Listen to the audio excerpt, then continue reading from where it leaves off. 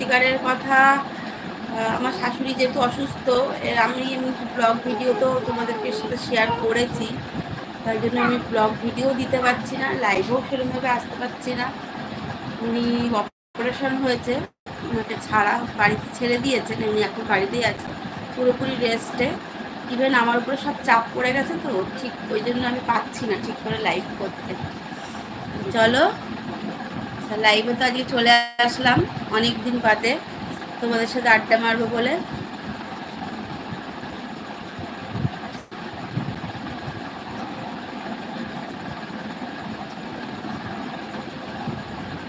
তো যাই হোক, চলো বলো সবাই কিরকম নীল পুজো কিরকম, সবাই কিরকম কী কাটালে, পয়লা বৈশাখ কিরকম কী কাটালে। আমি তো খুব ভালো কাটিয়েছি। আমি ব্লগ ভিডিও করছি, ওটাও মানে এখনও সেট করা হয়নি, দেবো আমাদের এখানে কি কি সিস্টেমে নীল পুজো হয়, মানে চড়ক পুজো যেটাকে বলে, সেটা কি কি হয় না হয় সব কিছুই তোমাদেরকে দেখাবো।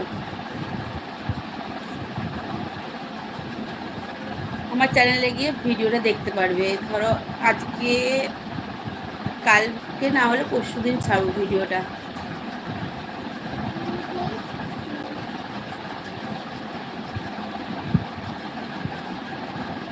কে কোথা থেকে আছো লাইভে আমার তাড়াতাড়ি জয়েন্ট হয়ে যাও।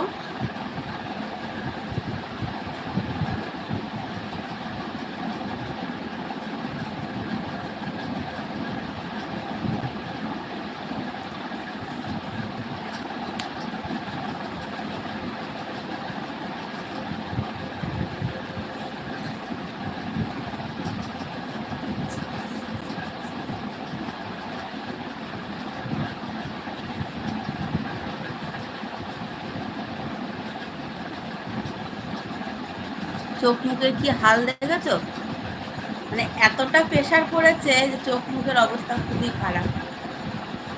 নিজের যে শরীরের যত্ন দেবো সেটাও পাচ্ছি না। কে কোথার থেকে আছো লাইভে তাড়াতাড়ি করে জয়েন্ট হয়ে যাও, কিছু কমেন্টস করো, নাহলে মানে কি বলবো আর বলো।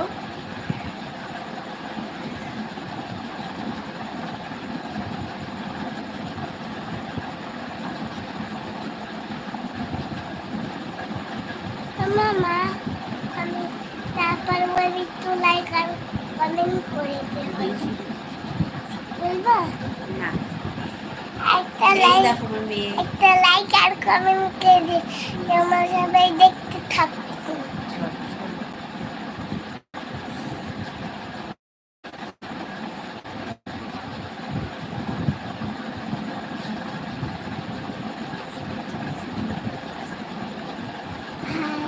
কে কোথার থেকে আছো লাইভে তাড়াতাড়ি জয়েন্ট হয়ে যাও।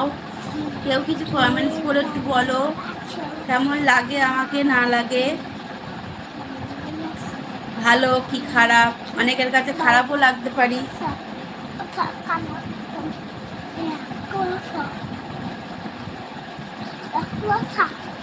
হ্যাঁ মামা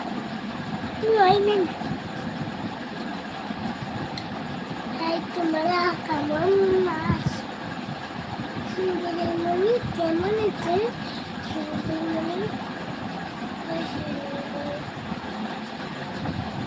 আমি না ঠিকঠাক মতন বুঝতে পারছি না আমি মানে লাইভ করতে পারছি কি না, কারণ আমার কোনো SMS কিছু আমাকে মানে SMS করে না লাইভে।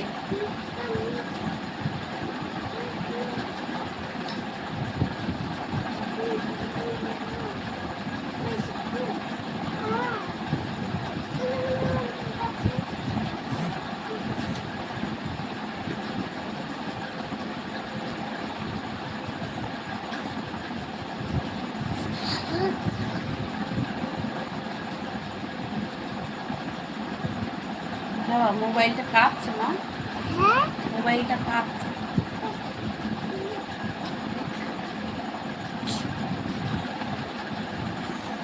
কে কোথার থেকে আছো লাইভে জয়েন্ট হয়ে যাও তাড়াতাড়ি, জয়েন্ট হয়ে কিছু তো বলো।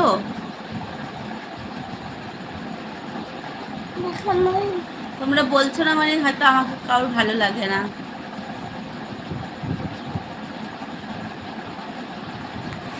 তোমরা সবাই দেখতে থাকো।